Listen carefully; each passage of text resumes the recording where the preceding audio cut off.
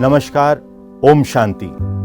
एको Peace Research analysis में आप सबका एक बार फिर हार्दिक स्वागत है।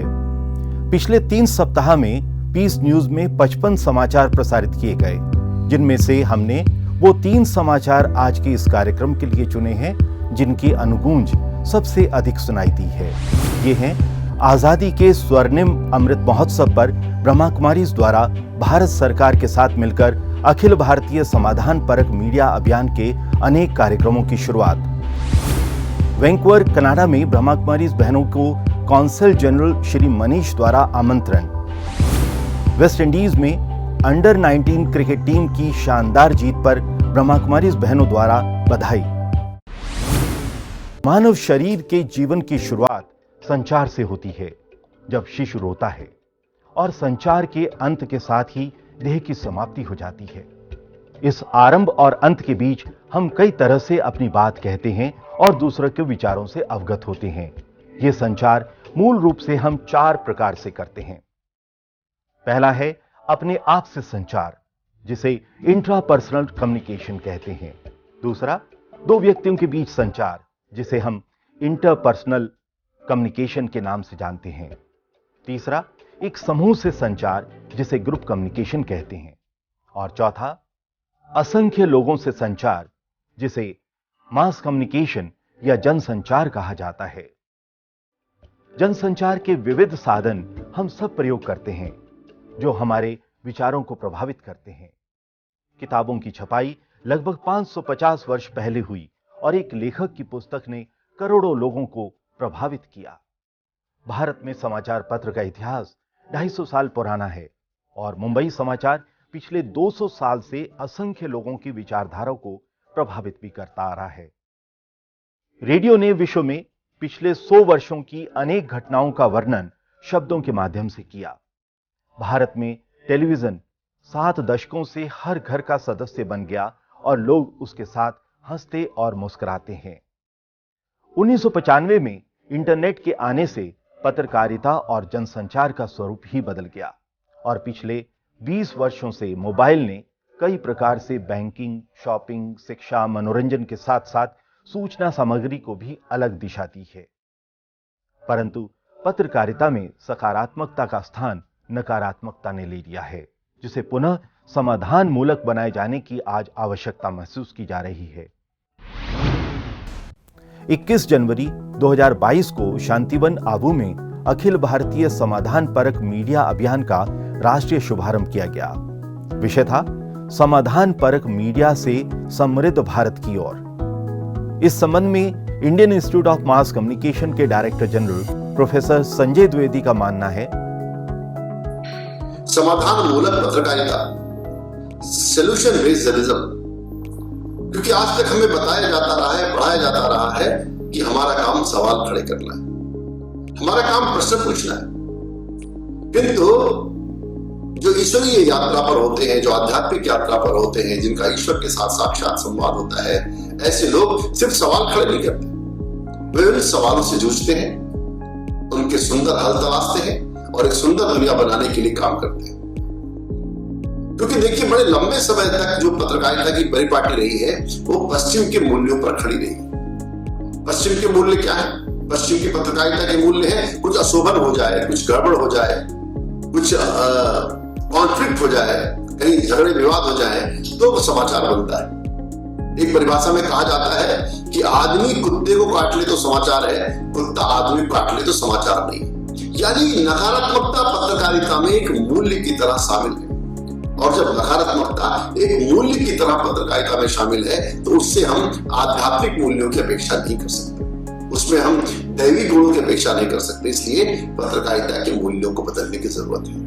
आज का मीडिया निश्चित रूप से बड़ा ताकतवर है, समाज जीवन के हर क्षेत्र में उसका प्रभाव है, उसके विचारों का समाज पर प्रभाव पड़ता है। इस नाते मीडिया की शक्ति को देखते हुए हम इसको प्रणाम करते हैं। इसे सच्चे जो वास्तविक जो आध्यात्मिक मूल्य है, जो भारतीय मूल्य है, जो भारतीय जीवन पद्धति से उपजे हुए मूल्य है, क्योंकि हमारे यहाँ संवाद की परंपरा है, शास्त्रार्थ की परंपरा है। हम विमर्श से भागने वाले लोग नहीं है, हम तो शास्त्रार्थ करते हैं, विमर्श करते हैं और उस सुंदर संवाद के माध्यम से समाज के प्रश्नों का हल खोजते हैं। हमारे यहाँ जो ऋषि मुनि पूरी संत परंपरा रही, भारतीय ज्ञान परंपरा रही, उस भारतीय ज्ञान परंपरा में प्रश्नों के उत्तर खोजने की कोशिश हुई,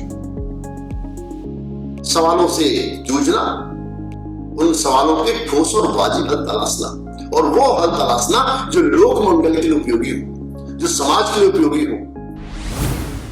कुशाभाऊ ठाकरे पत्रकारिता एवं जनसंचार विश्वविद्यालय रायपुर के कुलपति डॉक्टर बलदेव भाई शर्मा के मतानुसार ये एक सराहनीय कदम होगा। भारत की स्वाधीनता का आंदोलन इसी लोकोपकारी भाव पर केंद्रित था। आज विश्व में एक अग्रगण्य राष्ट्र के रूप में भारत पहचाना जा रहा है। दुनिया उसकी ओर उम्मीद भरी निगाहों से देख रही है, जैसा कि टाइनबी ने लिखा।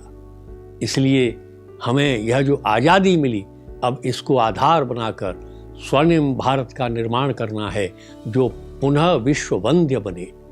हमारे स्वाधीनता सेनानियों ने अपनी सतत साधना से यह स्वर गुंजाया, किसी के स्वर्ण पर हमने नहीं अधिकार चाहा है, न सीमा का हमारे देश ने विस्तार चाहा है, मगर यह बात कहने में न चूके हैं न चूकेंगे, लहू देंगे मगर इस देश की मिट्टी नहीं देंगे। यह भारतीय संस्कृति की उदात्त भावना और हमारी उत्कट देशभक्ति का संदेश है। भारत के जन जन का हृदय इस संकल्प से अभिसिंचित हो और हम सब प्रकार के स्वार्थ भेद से मुक्त होकर अंतिम पंक्ति में खड़े असहाय व्यक्ति को भी संबल दें, तथा हम जाति, पंथ, क्षेत्र और भाषा के भेदों से ऊपर उठकर एकात्मता से युक्त सबल समाज बनाएं। यही स्वाधीनता का संदेश है। भारत की आज़ादी के आंदोलन में पत्रकारिता, जिसे आज मीडिया कहा जाता है, उसकी बड़ी महत्वपूर्ण भूमिका रही है। महात्मा गांधी, लाला लाजपत राय, लोकमान्य तिलक, महर्षि अरविंद घोष, गणेश शंकर विद्यार्थी, माधवराव सप्रे, पंडित मदन मोहन मालवीय आदि अनेक स्वाधीनता सेनानियों ने, स्वाधीनता आंदोलन के महानायकों ने पत्र पत्रिकाओं के माध्यम से जो राष्ट्रीय जागरण में जुटे रहे। इस तरह पत्रकारिता राष्ट्रीय जागरण का एक सशक्त माध्यम बनी। माखनलाल चतुर्वेदी पत्रकारिता विश्वविद्यालय भोपाल के कुलपति प्रोफेसर के.जी. सुरेश के मतानुसार ब्रह्मा कुमारीज द्वारा यह संभव है। समाधान समस्या में से ही ढूंढना है, और जो लोग समस्या से जूझ रहे हैं उन्हीं में से ढूंढना है। अब 5 सितारा होटलों में बैठकर आप किसी एक जिले में कुपोषण की समस्या का समाधान नहीं ढूंढ सकते। आपको उस जिले में स्थानीय स्तर पर हम क्या कर सकते हैं, वहां की चुनौतियों को देखते हुए हम कह देंगे कि दूध को भेजिए, क्या वहां रेफ्रिजरेशन की फैसिलिटी है क्या? इस तरह दवाइयों को लेकर हो, किसी भी विषय को लेकर हो, हमको यह देखना पड़ेगा कि स्थानीय स्तर पर उसके समाधान क्या है। क्या उत्तराखंड के समस्याओं का समाधान केरल का समाधान हो सकता है क्या? या महाराष्ट्र के समस्याओं का समाधान क्या हम असम में ढूंढ सकते हैं क्या? नहीं। हमको इसलिए समाधान ढूंढना होगा तो स्थानीय समुदाय को, समाज को जोड़ना होगा।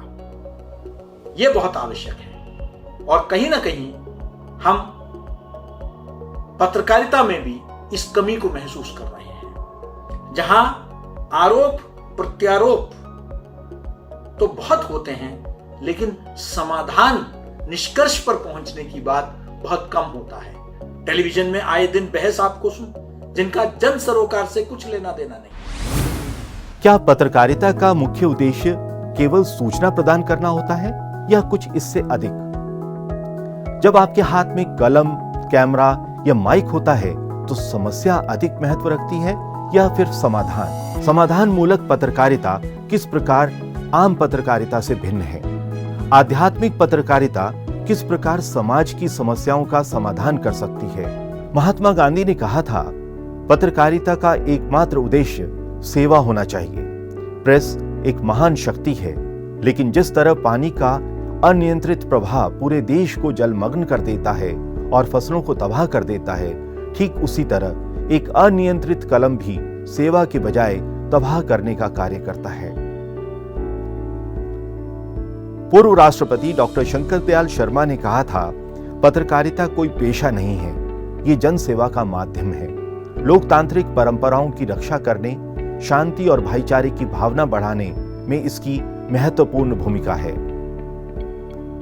प्रसिद्ध कवित्री महादेवी वर्मा ने कहा था, पत्रकारिता एक रचनाशील शैली है, इसके बगैर समाज को बदलना असंभव है। अतः पत्रकारों को अपने दायित्व और कर्तव्य का निर्वाह निष्ठापूर्वक करना चाहिए, क्योंकि उन्हीं के पैरों की छालों से इतिहास लिखा जाएगा। शांति मानव की मूलभूत आवश्यकता है, जो किसी जाति, प्रांत या देश की सीमाओं की मोहताज नहीं होती। हर प्राणी इसका अनुभव और रसास्वादन करना चाहता है। ब्रह्मा कुमारी द्वारा शांति की जो शिक्षा दी जाती है और राजयोग द्वारा जो अनुभव कराया जाता है, उसकी अनुगूंज सभी देशों तक पहुंच रही है। ऐसी ही एक खबर वैंकूवर कनाडा से आई है, जिसमें council general of Vancouver Shri Manish ने ब्रह्मा कुमारी बहनों से निवेदन किया कि इस पूरे साल सिस्टर क्लौडिया भारत के स्वतंत्रता के 75 वर्षों के समारोह में अपना योगदान दें और शांति की किरणों को कनाडा में प्रसारित करने में सहयोग दें। That we feel are essential to both achieving and sustaining freedom. If we truly wish to honor the freedoms that we have, then we must nurture that inner sovereignty so that the royalty and dignity of the soul shines through. And how many times we later think, oh no, why did I say that? Oh no. Why? Because that sacred little place between the experience and reaction really wasn't used properly. I would say spirituality is putting wisdom into that space rather than emotion.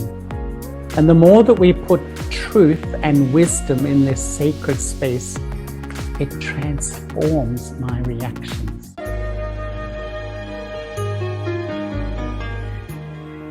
I am able to yield to what is and remain conscious to what can be.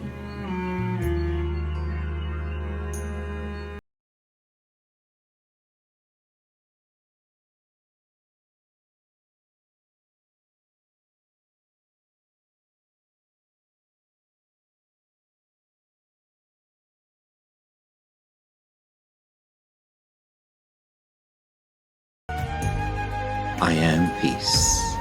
Om Shanti. I am Om Shanti. Om Shanti. I am peace. Om Shanti. I am Om Shanti. I am a being of peace. I am peace. I am peace. इसी प्रकार का एक सुखद समाचार West Indies से हमारे पास आया है। वेस्ट इंडीज के एंटीगुआ द्वीप में भारतीय टीम ने सर विवियन रिचर्ड मैदान में अंडर 19 वर्ल्ड कप जीतकर जब इतिहास रचा, तो इस शानदार जीत की बधाई समारोह के लिए ब्रह्मा कुमारी संस्थान की सीनियर राजयोग टीचर बीके पायल को आमंत्रित किया गया। इस अवसर पर उनकी मुलाकात अंडर 19 क्रिकेट टीम के कप्तान यश धुल, उप कप्तान एसके रशीद, वेस्ट इंडीज के महान cricketer sir Richie Richardson, sir Andy Roberts, Curtly Ambrose आदि से हुई। एंटीगुआ और बारबुडा के governor general Rodney Williams, Sunil Gavaskar के पुत्र रोहन गावस्कर भी इस समारोह में शामिल हुए।